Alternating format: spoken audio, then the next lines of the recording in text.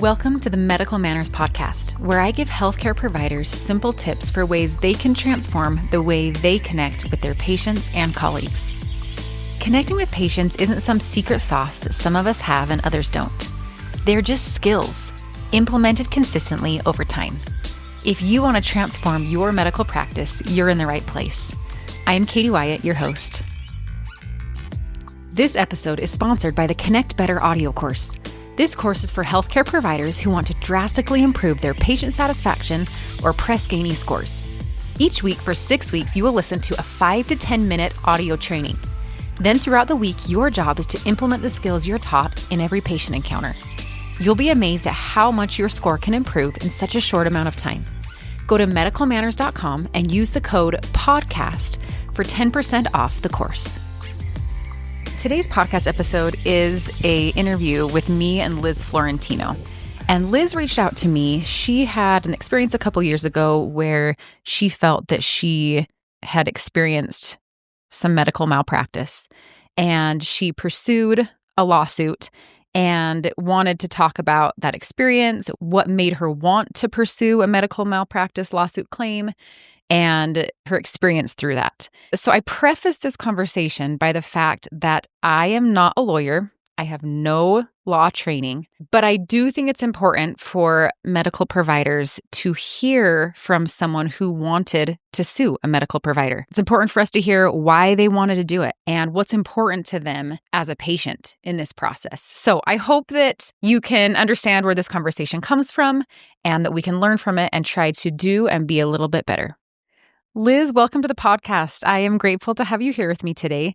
Why don't you go ahead and tell us a little bit about yourself? Tell us about your story. Before all this happened, and when I say all this, I'm talking about my malpractice experience. I was a baker, and I worked for local restaurants for many years, and then I had my own little bakery. And so I had a home bakery during this time when I fell and broke my elbow. I had a terrible triad injury, and so I needed surgery. I was sent to a specialist. The surgery went okay, seemed to go well. I had an occupational therapist that I saw every 2 weeks for 3 months, and I was supposed to go see the surgeon for follow-ups every month. So I went for my first month follow-up, and everything seemed fine. I wasn't told otherwise. I was just healing from a broken elbow and working on getting strength and mobility again. And when I went in, he, without warning, without explanation, did a series of moves on me that were explained to me later on by another surgeon that sounded as if he was performing some messed up version of MUA, manipulation under anesthesia. But you were not under anesthesia. I was not under anesthesia. Okay. And I wasn't told what was happening. So he grabbed me in a series of 3 blows, and I cried out for him to stop because he was hurting me. He didn't stop. And he didn't explain what he did. He told me that we're going to see what you're made of. Okay. And he said, no pain, no gain. Also, no pain, no gain. We're going to see what you're made of. And, people might wonder, why didn't I question him about what had happened? I was definitely in shock looking back. It became very clear by the next morning that what he did was very much not right. I was really hurt by the next morning, and the injuries started really taking shape throughout my entire body, head to toe injuries. So that was the beginning of my medical malpractice nightmare. And I started reporting to the hospital what had happened. I reported all up and down the ladder with the hospital and was referred over and over again to one man who was the risk management director. And I wasn't at the time, I didn't even know what that meant. That's where you go if you're going to sue. And I was looking for help, and I was looking for someone to tell me that the surgeon wasn't going to hurt someone else. Right. I was really concerned about that. I could picture him hurting an elderly person or a child or anyone else. And he did, in fact, hurt someone after me that I know of. And so it's possible that he's hurt even more people than that. And Liz, let me ask you real quick. When you said head-to-toe injuries, were the manipulations he did full body manipulations? Or it was... They were not. Actually, they were just my arm, but he would use so much force that it torqued my body, and I picture a wrung out dish towel Yeah. where I'm still getting straightened out 4 years later. But the bulk of my getting straightened out was over the course of a couple of years and about 150 different appointments with doctors and physical therapists and various other medical doctors and mental health clinic also. So I was indeed truly hurt. Yeah.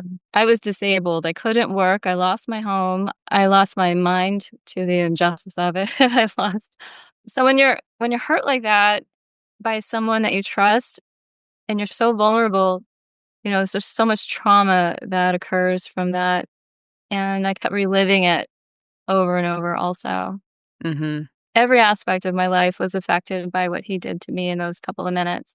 And he works for a major hospital corporation, and I started reporting to them. It took me months and months and months to compile a complaint that I was told to turn in. They said, "File a complaint." And by the time I did, nobody really read it, Hmm. and I was told that he was working within his scope of work. So they were lying. They just ignored me and did not help me. That's a really long story. I actually wrote a book about my experience. It's called Angels, Bullies, and Brick Walls. And that's one of the brick wall systems that I refer to, is that I could not penetrate the hospital system. Gotcha. You wanted what was done to be known, and you wanted to make sure it didn't happen again. Like you said, originally you weren't thinking, I'm going to sue. That wasn't your thought. You were just thinking wrong was done and someone needs to know so it doesn't keep happening. Am I getting that right? Yes, that's just right. And I actually had faith in the hospital that they were going to help me. For about 10 months, called different offices trying to find the right person who could help me and take this man seriously to make sure that he wasn't going to hurt someone else. And there just wasn't that person. That did not exist throughout the entire hospital system. They just referred you right back to the risk management director, one person. And I reported all the way up to the president of this hospital and their leadership team, and they were absolutely silent and sent me right back to the risk management director. Hmm. So in the meantime, I'm, going to many, many appointments to get straightened out while I'm trying to report this. And when I found out that they weren't going to help me, by that point, I found out that I had no legal rights either, that my rights had been watered down so much by tort reform that no lawyer would take my case. In Hmm. Ohio, we have a statute of limitations of just 1 year for most cases. And in my situation, if I had won a case, it would have been capped at $250,000, which with that money, it just wasn't enough to get there and pay the lawyer fees and the court costs out of that. So no lawyer could take my case, and I was left to deal with it on my own. Hmm. So like I said, I couldn't work. I lost my home. I lost my mind. And I went on to protest the hospital in order to try to save myself because I was so deep into the despair of it, into the injustice, that I couldn't handle it. Mm-hmm. Obviously, I survived it. I'm not against the medical community at all. I had the best doctors, the best care. No other doctors could have done what these doctors did to help me, I don't believe. So you found a good team now that's been able to help you rehabilitate and get back Yes. so you can be on your feet. Yes. So I just have some minor issues with it physically. Mm-hmm. And emotionally, I've worked through a whole lot of stuff. It creeps up on me now and then. Yeah. And there are signs with me every day, all day, of where I'm at in life because of what he did to me. I'm still in the apartment that I had to move out of my house to go to, and I'm still trying to find a job in a different way because I can't do restaurant work anymore, or that kind of work that I used to do. Mm-hmm. So, there are signs everywhere and aches and pains every day that remind me. And so I've started coming at it from a different angle as a patient rights advocate. Like I said, this doesn't mean that I'm against the medical professionals. We need you guys. Right. We need you guys. And this was an abusive surgeon. I believe that most professionals are working to help their patients. Mm-hmm. But when things go wrong, we need help. Yeah. Not silenced. We need help. Right. There has to be a way for you to be heard. I'll give you an example, Liz, and this is not even on the same level of yours, but I just mention it because it was a time that I was wrong as a provider, and I had the decision whether to say nothing or to fix it. And it was a very small case. It was a telehealth shift I was working, and I had a patient call in, and his wife, I forget the exact details, but his wife had been diagnosed with chickenpox, so with varicella. And they were both young, healthy. I think they were in their upper 20s. And her provider had given her, I think she had some more symptoms, and she had been given an antiviral. And so he called me and just said, hey, my wife got this antiviral. Do you think I need to be on an antiviral? And I don't even think he might have had a couple spots, but he had been immunized. He was a healthy guy. He had no risk factors. He was doing just fine with the varicella that he had. And I said, I've always learned that varicella is it's a self-limiting disease. It's a virus. You're young, you're healthy, you're handling it well, you'll be just fine. And he said, okay, cool. And so we hung up.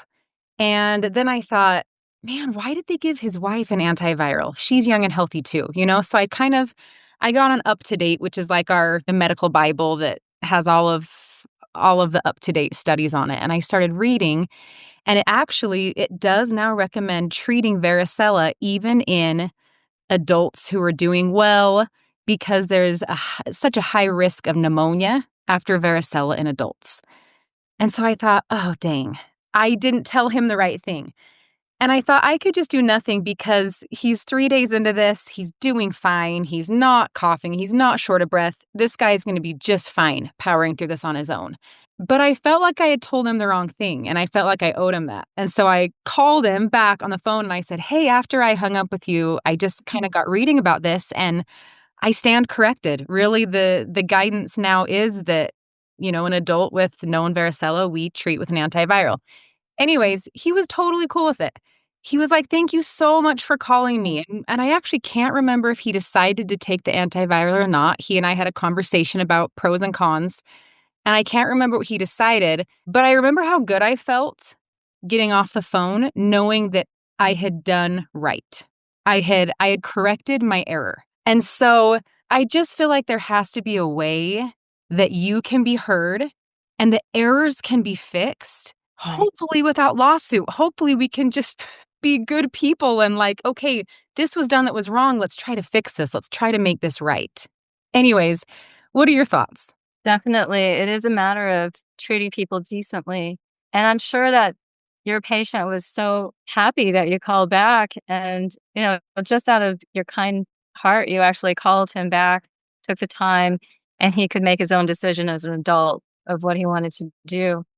And I've thought many times that if this hospital had just said, let's have a look at what happened, let's see if we can help you, instead of go away, we're going to give you the runaround and we're going to pretend this never happened and you can go pull yourself up by your own bootstraps. And obviously, a hospital knows about tort reform in Ohio. They knew that they were untouchable. Even knowing that you're untouchable as a provider doesn't mean you shouldn't acknowledge your injured patients. It would have gone so far with me because truly it was the injustice of it. The injuries were severe, really severe, but the injustice of it is what almost killed me. I became so obsessed with it and I was so exhausted by it. And I have come across other victims who I recognize this right away in them too. They just want that acknowledgement. I don't think that most people want to have to spend years and years trying to get to court and do all of that paperwork and legwork, and so you're right. I don't even think that most people need to end up in court. They just want the wrong to be acknowledged and righted. And as I review medical malpractice cases, almost every single one says exactly what you said. I don't want anyone else to be injured the way I was. Like that is kind of the driving force of a lot of them. Okay, so if I'm understanding you right, and I am by no means a lawyer, so for what that's worth, this is not legal advice, but this is coming from a patient. It would have been so meaningful if the hospital would have said, come in and let's talk about your experience and let's maybe talk to the doctor and just see what went wrong and how we can fix it. It would have been meaningful for you to be acknowledged and at least the option explored something went wrong. Is that right? It is right. And the first place that I called, and it took me a full week to report it because I felt so awful and I was so traumatized by it. It took me a solid week to call it in. And the first call I made was to the office of the surgeon and talked to the office manager. So she assured me there would be a meeting, and we left it at that. A week later, nobody bothered to call me back. I had to call them back to say what happened, and they said, "We can't tell you." I said, "Why hasn't anyone called to check in on me to see how I'm doing?" And she said, "Well, sorry." I was just left to assume that they had taken care of it and that was it. Mm-hmm. So yes, from the very get-go, they didn't acknowledge what happened. And so I don't even believe there was a meeting. Maybe there was a meeting, but nothing came of it. Gotcha. Um, And if I'm hearing you right, I think I'm all about primary prevention, right? If we can stop a problem before it even starts, then we don't have the problem. And so Right. as I'm looking back on your case, it would have fixed the problem completely if the doctor would have said, I have some maneuvers I'd like to do on your arm to see if we can loosen things up or whatever his goal was with it. So I'm going to be doing some of these maneuvers. If any of these cause you, it may feel like it's stretching or uncomfortable, but if any of these cause you excessive pain, please tell me to stop and I will.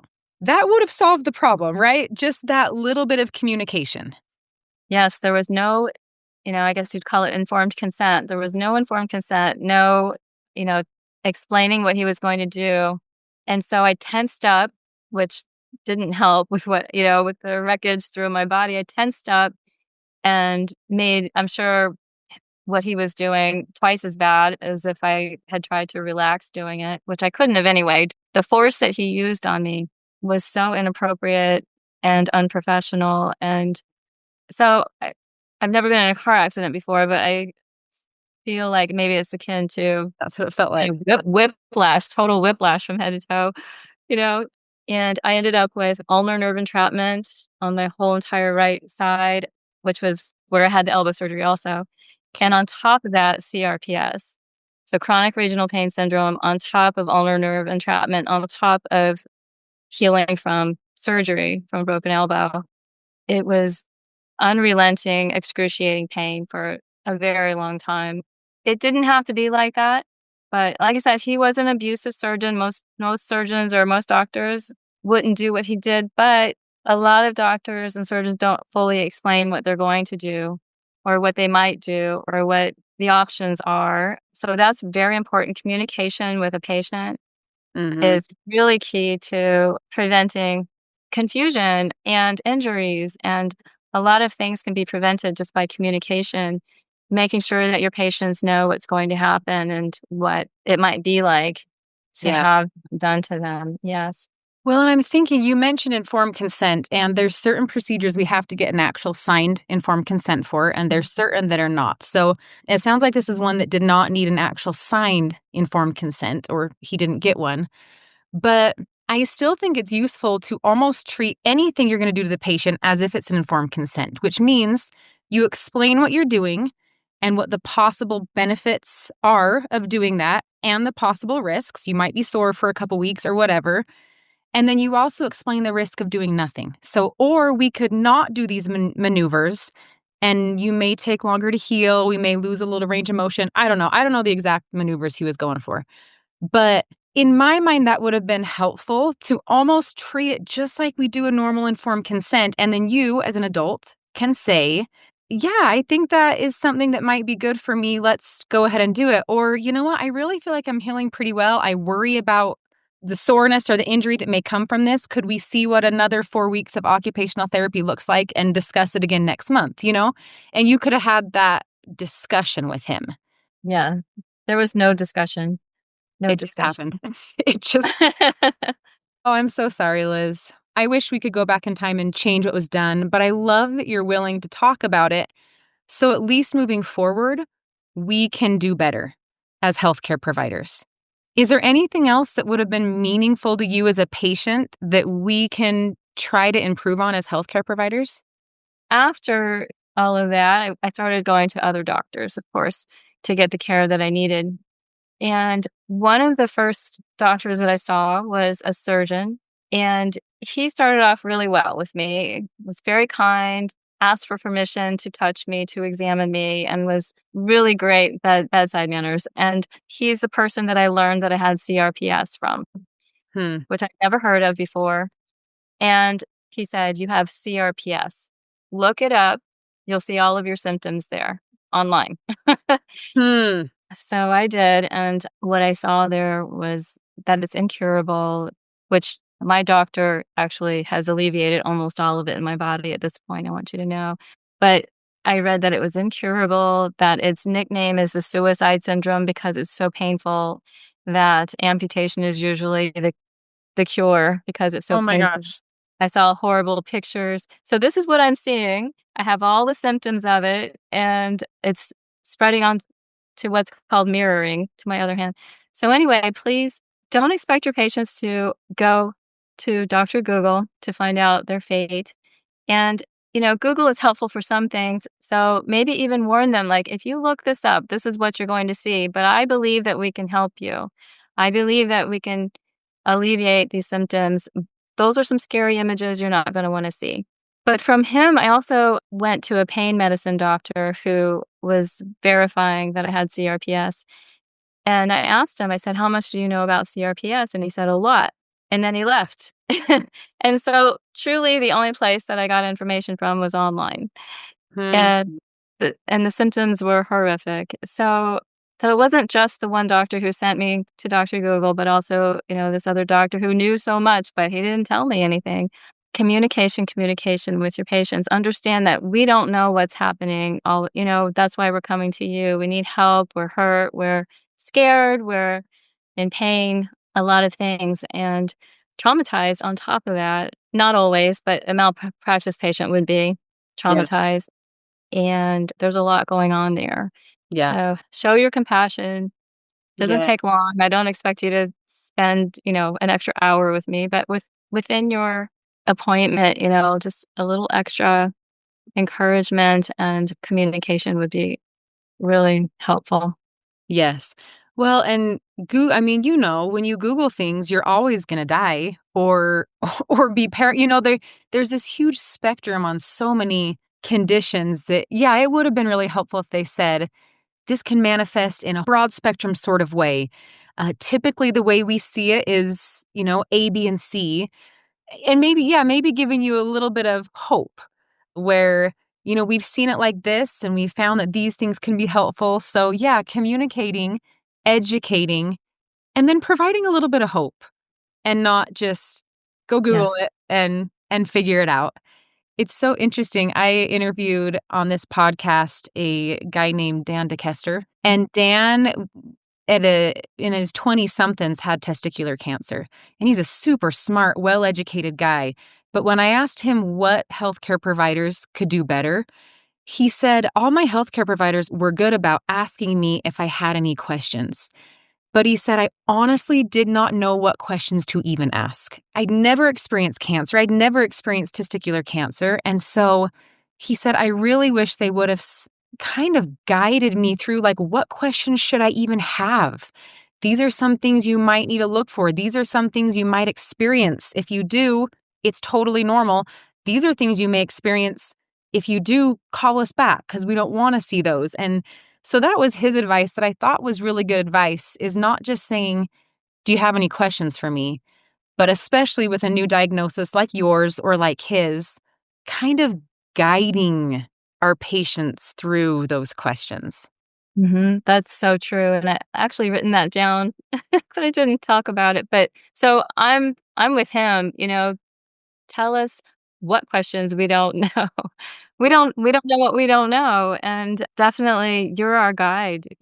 Unless we do go to that Google search. It's so helpful to have your opinion and your guidance and your support because you're the one that we're coming to. And rather than enhancing those fears within us, to offer the hope, like you said, can go a really long way. One of my doctors who worked on me for a solid year after I was injured, he's the one who alleviated the CRPS and the ulnar nerve entrapment and millions of other things. But he said, and this doesn't sound too hopeful, but it turned out to be, he said, oh, you're going to heal, but it's going to take a long time. So he was being honest, but to hear that he believed that I was going to heal when I didn't believe, I didn't know if I would heal. Yeah. I held on to that, Yeah. that hope. And even giving you a time frame is so helpful, because if in your mind you thought, okay, he can help me, I'm going to be better in 2 weeks, even though you knew it was going to be a long road, at least then you knew what to expect. And you weren't discouraged when weeks and weeks go on and you're just seeing little improvements. You're like, okay, that's okay. He said it was going to take time. I can keep doing this if I know there's like a light at the end of the tunnel. So I actually love that he said that. I did too, because then I did start noticing, even like you said, those little tiny improvements. Okay, I'm actually healing, Yeah. It's helping me. Liz, I told you before this interview, I don't like slinging mud. And so you and I agreed, and you've been so gracious not to mention names. But I would like to know the name of the awesome doctor who has helped you in your rehabilitation, just in case anyone in your area is looking for someone who listens and who will work with people. Dr. Coppinger. Okay. Dr. Imber Coppinger. And what they do, they are DOs. Okay. DOs who do osteopathic medical manipulation. I think I might have the words wrong, but OMM. So if anyone listening to this has CRPS or ulnar nerve entrapment, I didn't have anything else done other than their manipulations to alleviate those things that normally don't go away or don't go away without some kind of more invasive treatment. They just work at such a fine-tuned level. A DO who does OMM, yes, that's what you need. That is so good to know. Thank you so much for being willing to talk about this. And I really do hope that by you sharing your voice, we all can become a little better and hopefully keep this from happening to other people. Thank you. And you too. The work that you're doing is so important to all of us on both sides of the patient and, bridging the patient and doctor relationships. It's great what you're doing. Thank you. Well, you're welcome. I truly believe, like you said earlier, you need us. We need you just as much. We don't have a job without you. And so I think sometimes we forget that we need each other, and we just need to work together to make it work. So anyways, thank you, Liz. I really appreciate your time. Thanks. You too. Thanks for listening. If you enjoyed today's episode, the best way to support what I do is by rating and reviewing the podcast. Your feedback helps me reach more listeners to make an even greater impact. It would also mean the world to me if you would share it with a friend or colleague who you think could benefit from the topics we discuss. Together, we can transform the way we deliver healthcare by transforming the way we connect. Take care.